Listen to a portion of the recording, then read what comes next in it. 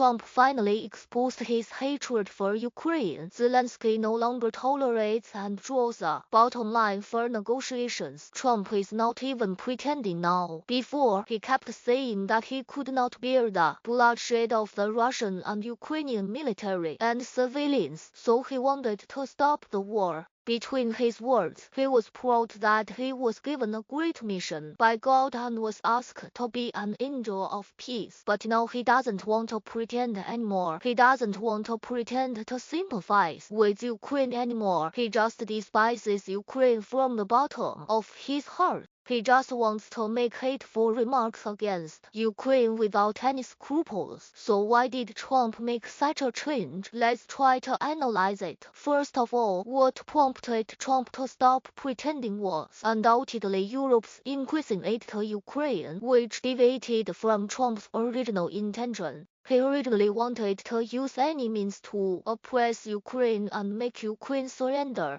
That's why he cut off military aid to Ukraine, stopped sharing intelligence with Ukraine, and secretly met with the Ukrainian opposition, hoping that the opposition would overthrow the Kiev regime and form a puppet regime that would obey his orders. But now, instead of helping him and putting pressure on Ukraine to urge Ukraine to surrender as soon as possible, Europe is stepping up its aid to Ukraine. Isn't this obviously playing against him? In the past, he pretended to sympathize with Ukraine in order to stabilize Europe and prevent Europe from destroying his good deeds. But now Europe does not listen to him at all. Instead, they claim that Ukraine's security is Europe's security, and Europe's future is not determined by Washington and Moscow. Since Europe is determined to support Ukraine, is it necessary for me, the president, to pretend? Show down, no more pretending. I am a gangster, whatever you want to do. So in the past 2 days, he began to make remarks that hate Ukraine. In fact, as long as everyone pays a little attention, you will find that there have been signs that Trump hates Ukraine when he said that the Russian-Ukrainian war was not an invasion by Russia,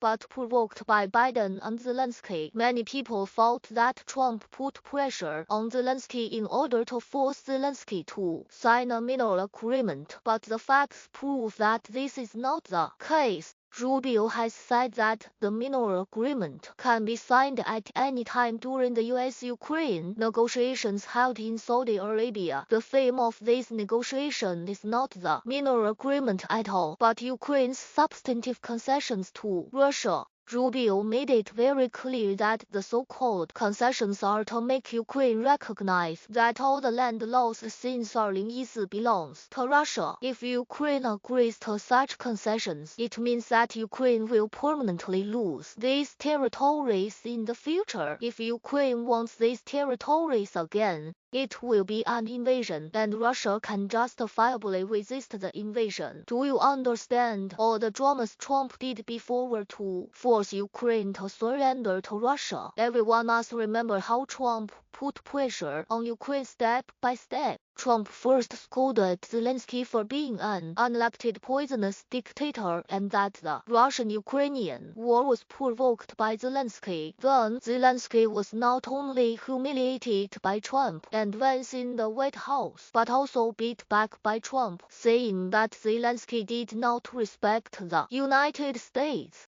Many people thought at the time that Trump's move was to force Zelensky to sign a minor agreement, but in fact it was not. He wanted to use this as an excuse to cut off military aid to Ukraine and stop intelligence support to Ukraine. Trump would say, "Who told you Zelensky not to respect the United States? Cutting off military aid and refusing intelligence support is a punishment for you. If you perform well, I will restore these supports." What does it mean to perform well? Does it mean that Ukraine will sign the minor agreement obediently? Of course not. Signing a minor agreement is not Trump's ultimate goal. His ultimate goal is to make Ukraine agree to all the concessions of Russia and to make Ukraine surrender to Russia unconditionally. Then, when Trump saw that Ukraine suffered heavy casualties due to the suspension of intelligence support, he knew that the time was ripe. Ukraine had already tasted the taste of not having American support. If Ukraine wanted to stop suffering more casualties, it had to accept the requirements he set. At this time, Trump's pressure plan on Ukraine had been completed. What reason did he have to hide his sympathy for Ukraine? Therefore, when the United States stopped intelligence support and Russia's attack on Ukraine became more and more fierce, resulting in greater civilian casualties, Trump would proudly say, "I understand why Putin did this. Anyone would do the same." Look, does Trump's remarks show any reluctance to see the bloodshed and casualties of the military and civilians? He is clearly advocating